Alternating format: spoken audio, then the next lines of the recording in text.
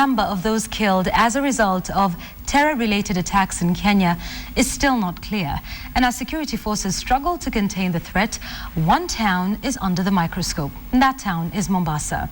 KTN's Allan Namu now reports on an emerging trend of the battle for information and the hardline stance both the security forces and radical youth have taken to silence the perceived enemy.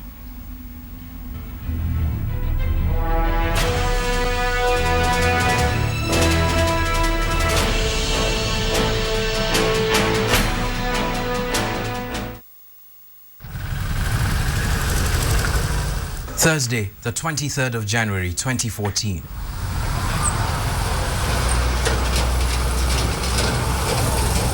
Shops have just opened along this street off the main Malindi roundabout.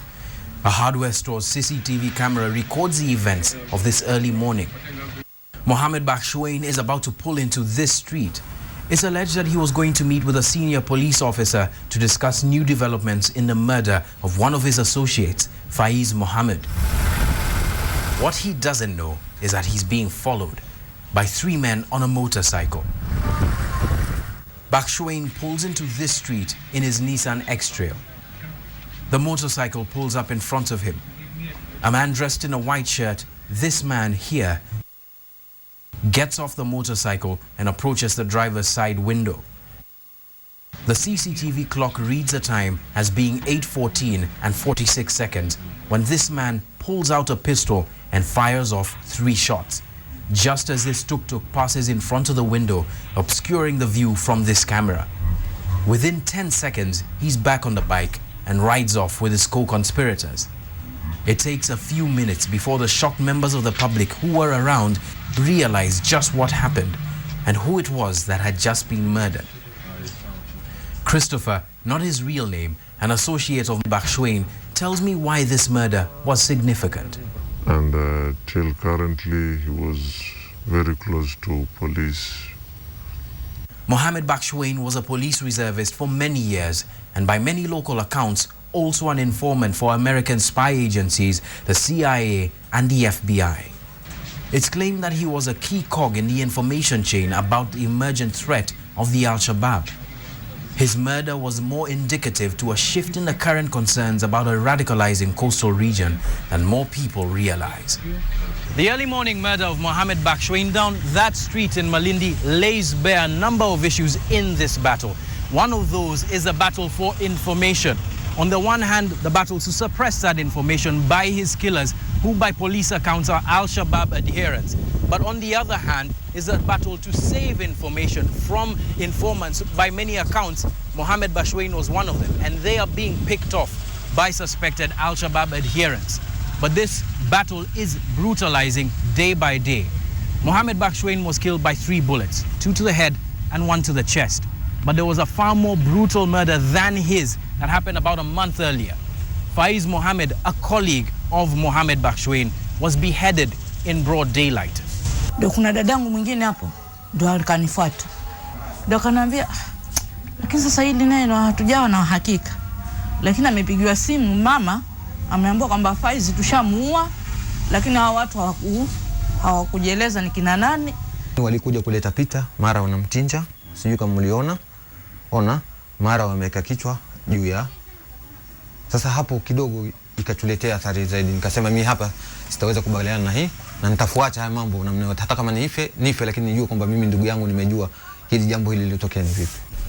Faiz's relatives point to a murder that was a game changer in the fight against terrorism at the coast. His was amongst the first of targeted murders perpetrated by suspected Al-Shabaab adherents. Then came Bakhshwain's murder. He was very close with late Faiz, and late Faiz was from a group of Al-Shabaab.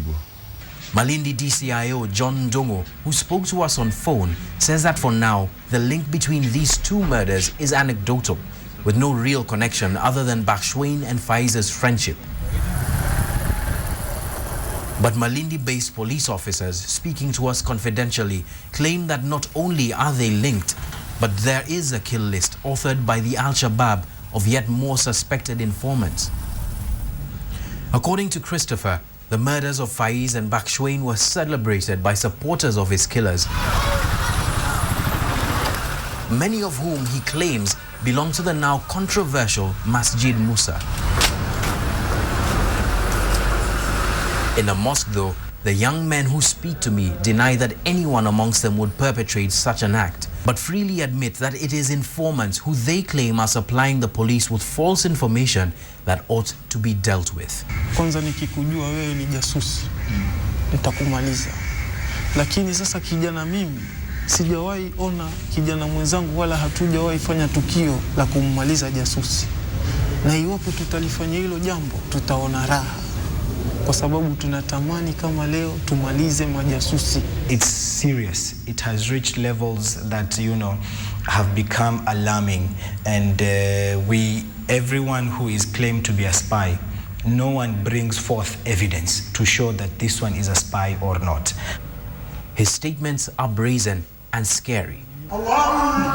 But the bedrock of Hisham and other young men in this mosque's claims stem from something very real that has been happening at the coast. The extrajudicial killings of tens of men either suspected to be radicalized or actively supporting terrorist aims in Kenya.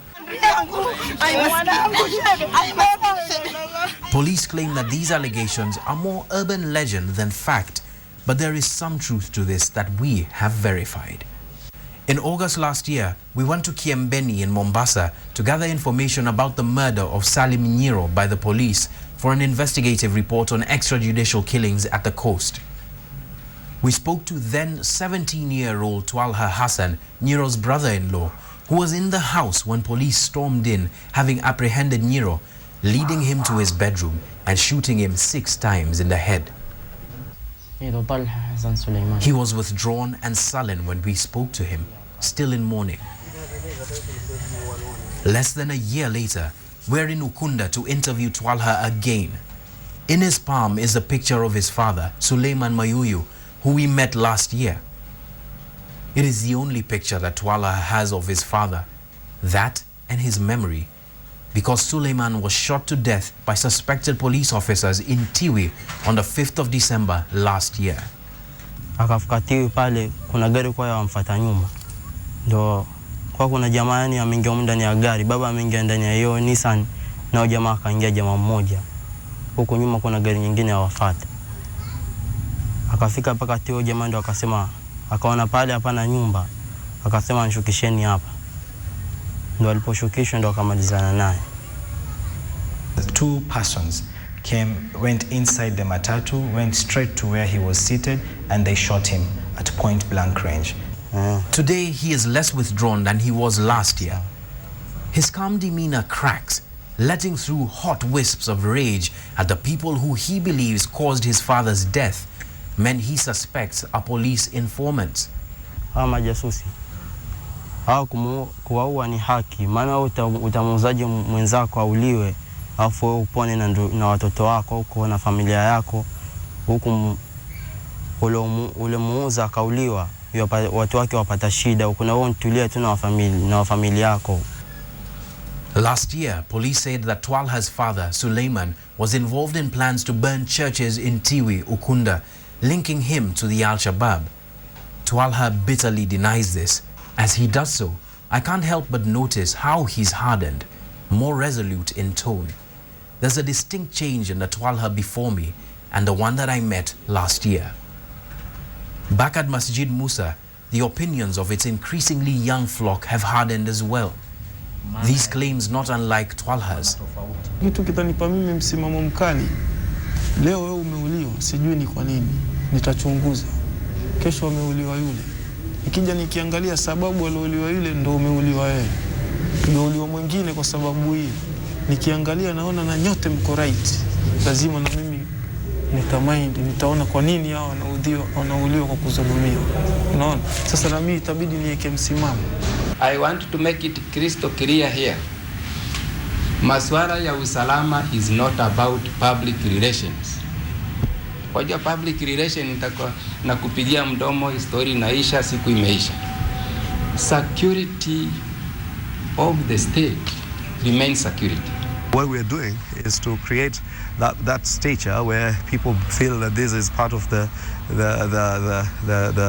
oppressive elements that go with a just cause. Central to the ideological war is their perception of the Islamic tenet of jihad or the defense of the Islamic faith. Kuna baba yao ambaye ni kilele, ambayo ni kupigana ima kwa mdomo, kwa mikono ama kwa pesa kwa ajili ya Mwenyezi Mungu mmoja. The government has a stand on that. Anybody who has an agenda, whether kanisani, whether msikitini, wherever, kwa madrases, kwa shule, the government will move in. Jihad sio vita. Jihad ni kuwatoa vijana katika mifumo mibaya. Kama unavyojua leo hii, vijana wengi wa Kiislamu wameathirika na jambo la madawa ya kulevya. Even here, there's a split in ideology and perceptions. But Hisham, Makbul, and the opinions they represent are unified in their perception that they are being unjustly targeted. They blame mainstream Muslim clerics for not addressing their very real concerns. Hawa wazee wamechukua hatamu kwa muda mrefu sana, zaidi ya miaka 20-30. Lakini hatujaona sisi kama vijana suala la kutuendesha mbele ambalo wamelifanya. Ndakupa swala moja. Kwa nini mihadharati inakuwa tatizo sugu hapa Pwani na inaua ndugu zetu? Wamefanya juhudi gani kuondosha suala kama hili? There is a way you can cooperate without being co-opted. Most of the clerics became part and parcel of the security agencies, their narratives, their transgressions. Rather than be cooperate to a point where you retain an institutional independence, you advise and you critique. But the leaders have a responsibility on this because this is not a new phenomenon in Sakina Mosque and Muskiti Musa. It has been going on. We have tried to involve them. They also have a responsibility or taking care of their youths, and this has not happened. But today, we have agreed on the way forward that they themselves must take the lead. They must form the committee of that mosque. Hatuelewi, tunaelewa isipokuwa mashekhe walitupotosha kwa kuacha miadarati ingie Mombasa, ndipo maana sisi hatukuzingatia yale ambayo tulikuwa tunayajua. The clerics' seeming inaction has come up again and again as a major cause of the current swing of youth towards a more hardened brand of their faith. Na hata sisi vijana wakituua, kwa vile Mwenyezi Mungu dini yake ni ya kweli, kutatoka watoto, wacha vijana watoto na watasimamisha jihad. Kwa hiyo hilo la kuwa tuongozwa na wazee ama vijana, tuliongozwa na wazee, tukaongozwa na vijana. Sasa hakuna kutuongoza, tuongozwa na Mwenyezi Mungu.